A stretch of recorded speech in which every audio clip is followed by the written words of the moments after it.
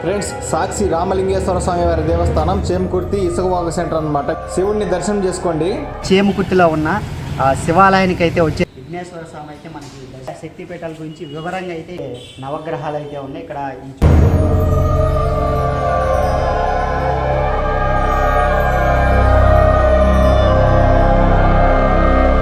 Hi guys, మీరు చూస్తున్నారు Sukumar cinematics channel. ఈరోజు అయితే మనం చేమకుర్తిలో ఉన్న శివాలయానికి అయితే వచ్చేసామన్నమాట. మీకు అడ్రస్ క్లియర్గా అయితే చూపిస్తాను. ఇది చాలా అతి పురాతనమైన ప్రసిద్ధిగాంచిన దేవాలయం అన్నమాట. ఈ చేమకుర్తి మొత్తంలో చాలా ప్రసిద్ధిగాంచిన ఇసుకవాగు సెంటర్లో అయితే ఉందన్నమాట. మీరు కూడా విజిట్ చేయొచ్చు. ఫ్రెండ్స్, చేమకుర్తిలో ఉన్న శివాలయం అనమాట. ఇసుకవాగు సెంటర్లో మెయిన్ ముఖద్వారం నుంచి ఈ యొక్క శివాలయంలోకి మనం వెళ్ళొచ్చు అనమాట. స్టార్టింగ్ వచ్చేసరికి మనకి ముఖద్వారంలో దర్శనమిస్తాడు మా పరమశివుడు. సాక్షి రామలింగేశ్వర స్వామి వారి దేవస్థానం చేమకుర్తి మెయిన్ లైన్ అనమాట. ఇసుకవాగు సెంటర్ నుంచి వీరభద్ర స్వామివారి గుడి పక్కనే ఉంటుంది అనమాట. ఫ్రెండ్స్, ఇంకా మనం టోటల్ ఓవరాల్గా వచ్చేసరికి శివాలయం గర్భగుడిలోకి అయితే ఎంట్రన్స్ కాబోతున్నాం. ఇక్కడ ఇసుకవాగు సెంటర్లో వచ్చిన నుంచి వీరభద్ర స్వామి గుడి పక్కన మనం ఆ గొంతులోంచి ఎంట్రన్స్ అవ్వచ్చు, లేదా లెఫ్ట్ సైడ్లో మళ్ళీ ఇంకొక ముఖద్వారం ఉంటుంది, అటు నుంచి కూడా మనం ఎంటర్ అవ్వచ్చు అనమాట. స్వామివారి గుడిలోకి అయితే మనం ఇంకో లోపలికి వెళ్ళి స్వామివారి గురించి మాట్లాడుకుంటా వీడియో అయితే కంటిన్యూ చేద్దాం. ఫ్రెండ్స్,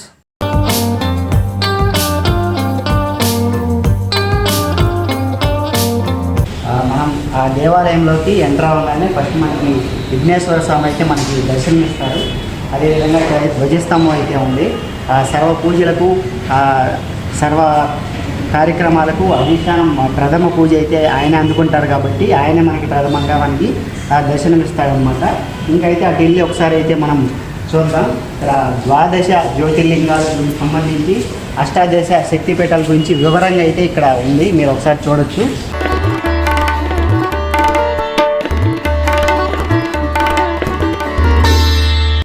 సరే, అయితే అటు ఈ దేవాలయం నిర్మించినప్పుడు ఏదైతే చెట్టు అయితే ఉందో మనం ఇప్పుడు ఆ వృక్షాన్ని కూడా ఒకసారి మనం అయితే దర్శించుకున్నాం. ఇక్కడ హోమం కార్యక్రమాలన్నీ జరుగుతూ ఉంటాయి. ఏ కార్యక్రమం జరిగినా, ఏ పండగ వచ్చినా కూడా భక్తులు ఇక్కడ హోమం జరిపించుకోవాలంటే జరిపించుకుంటారు. ఇంకా అదేవిధంగా ఇక్కడ సుబ్రహ్మణ్యేశ్వర స్వామి కూడా మీకు ఇక్కడ జంట నాగుల విగ్రహ ప్రతిష్ఠ అయితే చేశారనమాట. ఈ జంట నాగుల సుబ్రహ్మణ్యేశ్వర స్వామి కూడా చాలా విశిష్టత గలవాడు అనమాట. ఏదైనా పిల్లలు కావాలన్నా కూడా ఇట్లాంటి వాటికి కూడా పూజలు చేస్తూ ఉంటారు. ఇక్కడ మనం చూసుకోవచ్చు, ఇక్కడ వీరభద్ర స్వామి లాగా మీకైతే దర్శనమిస్తారనమాట. ఇక్కడ చూసుకుంటే మనకి ప్రతి నాగపంచమి దేవాలయానికి కూడా ప్రతి నాగపంచమి విశిష్టత గల పండుగ కూడా ఇక్కడ చాలా అంగరంగ వైభవంగా భక్తులు కూడా ప్రతి నమ్మకంతో అయితే ఇక్కడైతే పూజలు చేస్తూ ఉంటారు.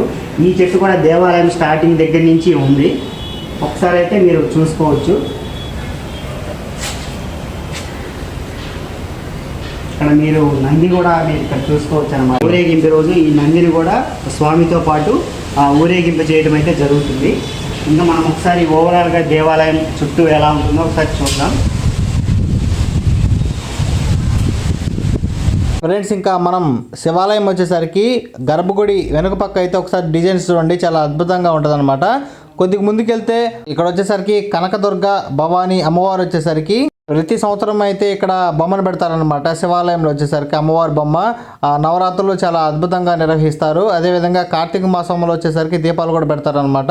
ఈ యొక్క శివాలయంలో చాలా పురాతనమైన శివాలయం. ఈ యొక్క శివాలయం వచ్చేసరికి సాక్షి రామలింగేశ్వర స్వామివారు అనమాట.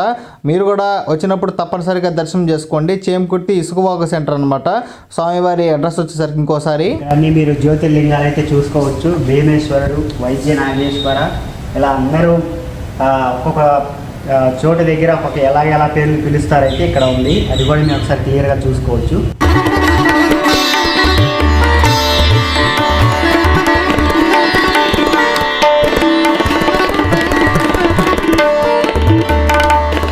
ఇక్కడైతే నవగ్రహాలు అయితే ఉన్నాయి. ఇక్కడ ఈ చుట్టూ తిరిగి నవగ్రహాలను కూడా దర్శించుకుంటారు భక్తులు. దోషాలు ఉన్నా కూడా తొలగిపోతాయి అని చెప్పి ఇంకా పూజలు కూడా జరుగుతూ ఉంటాయి. చాలామంది పూజలు కూడా చేయించుకుంటూ ఉంటారు ఇక్కడ.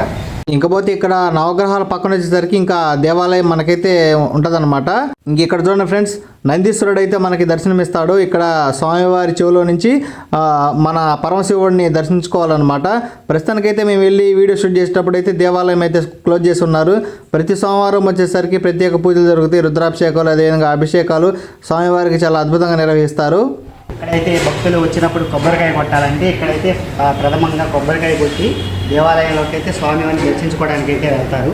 చూడొచ్చు ఇక్కడ విశిష్టత ఏంటంటే ఇక్కడ సుబ్రహ్మణ్యేశ్వర స్వామి ఉన్నారు. పక్కన ఏంటంటే రామలింగేశ్వర స్వామి లింగం కూడా ఇక్కడే ఉంది. ఇక్కడ పూజలతో పాటు ఇక్కడ అభిషేకాలు కూడా చేస్తూ ఉంటారు. పాలాభిషేకం కానీ, నెయ్యాభిషేకం కానీ, జలాభిషేకం కానీ అన్ని అభిషేకాలు కూడా ఇక్కడ భక్తులు అయితే చేస్తూ ఉంటారన్నమాట. యాక్చువల్గా ఏంటంటే చాలా దేవాలయాల్లో ఓన్లీ మెయిన్ విగ్రహ లింగం ఏంటంటే మెయిన్ గుళ్ళోనే ఉంటుంది అనమాట. కానీ ఇక్కడైతే మీకు బయట కూడా భక్తుల కోసం అయితే ఆయన ఇక్కడ దర్శనమిస్తూ ఉన్నారు. ప్రత్యేకంగా అభిషేకాలు అయితే మనం ఇక్కడ చేసుకోవచ్చు అనమాట. బయటే అభిషేకం ఏంటంటే ఈశ్వర స్వామికి చాలా విశిష్టత అయితే ఉంటుందన్నమాట. అభిషేకం అంటే చాలా ప్రీతికరంగా ఆయన చూస్తాడు. మీకు త్వరగా అనుగ్రహం కూడా వచ్చే అవకాశం ఉంటుంది అయితే అనమాట. కాబట్టి ఎంత వీలైతే అంత మీరు ఎక్కువగా అభిషేకాలు చేసే ప్రయత్నం అయితే చేయండి ఈశ్వర స్వామి వారికి, లింగానికి. నెక్స్ట్ అయితే మనం ఫస్ట్ ఎప్పుడైనా సరే రామలింగేశ్వర స్వామి కానీ లేకపోతే ఈశ్వర స్వామి దేవాలయం శివాలయానికి వచ్చినప్పుడు అయితే ఫస్ట్ అయితే మనం నందీశ్వర స్వామిని అయితే దర్శనం చేసుకొని తర్వాత అయితే పరమశివుడిని అయితే దర్శించుకోవాల్సిన విశిష్టత అయితే ఉంటుందన్నమాట. సో మనం అయితే ఫస్ట్ నందీశ్వర స్వామి దగ్గరికి వెళ్ళి తర్వాత మనం ఎప్పుడైనా మీకు దేవాలయం కూడా శివుడిని కూడా ఈశ్వర స్వామిని కూడా మనం ఒకసారి దర్శనం చేసుకునే ప్రయత్నం అయితే చేద్దాం.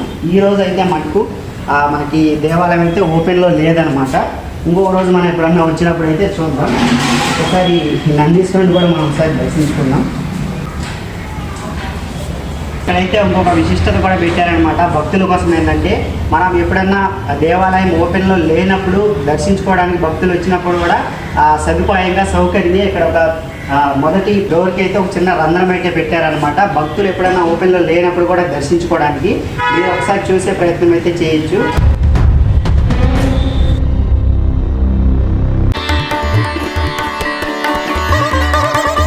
ఇక్కడైతే మీరు పరమశివుని కొంచెం మరొక అవతారాలు అయితే మీరు చూసుకోవచ్చు. కాలభైరవ స్వామి అవతారం అనమాట. ఇది ఒకటి చాలా ఉగ్రరూపంగా అయితే ఉంటుంది. తర్వాత ఇక దక్షిణామూర్తి స్వామి అయితే వారు అయితే ఉన్నారు. చాలామందికి అందరికీ గురువులాగా అయితే ఈయనైతే ట్రీట్ చేస్తారనమాట. అతన్ని చాలా ఈ దక్షిణామూర్తి స్వామి వారు అయితే చాలా జ్ఞానాన్ని అయితే మీకు ప్రసాదిస్తారు. దక్షిణ వైపుగా దిశగా తిరిగి ఉంటారు కాబట్టి అతన్ని దక్షిణామూర్తి స్వామిగా ప్రసిద్ధి చెందారనమాట. కృష్ణ మందిరం అయితే ఓపెన్లో లేదనమాట. సో ప్రజెంట్ మనం శ్రీ విరాట్ పోతులూరి బ్రహ్మంగారి స్వామి దేవాలయాన్ని అయితే ఒకసారి దర్శించుకొని ఇంకా ఈ వీడియో ముగించే ప్రయత్నం అయితే చేద్దాం.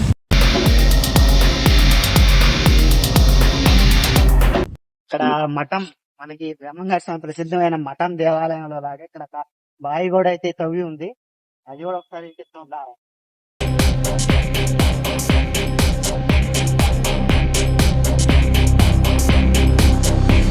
అంటే అయితే నీరు సరిగా లేదు కాబట్టి నీళ్ళు అయితే లేవు.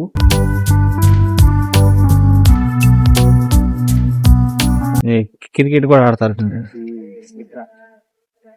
ప్రస్తుతం అయితే ఈ కాలంలో అంతగా పూజలు ఇక్కడ ఏమైతే జరగట్లేదు. కలికాలం ఎప్పుడైతే అయిపోవటానికి దగ్గరగా వస్తా ఉందో అందరూ బ్రహ్మంగారి స్వామిని ఆరాధించే రోజులైతే పెరుగుతాయి అన్నమాట. కలికాలం దగ్గరకు వచ్చేటప్పటికి బ్రహ్మంగారి స్వామి చెప్పినవి కాలజ్ఞానం అంతా నిజమయ్యే కొద్దీ ఆయన ఆరాధన అయితే పెరుగుతూ ఉంటది.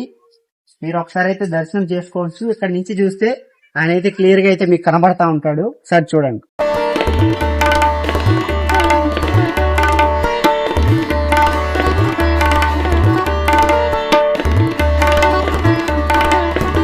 ఇక బ్రహ్మంగారి స్వామి దేవాలయం ఎదురుగా అయితే మనకి కృష్ణ మందిరం అయితే ఉంది. ఇటు నుంచి మీరైతే క్లారిటీగా చూడొచ్చు.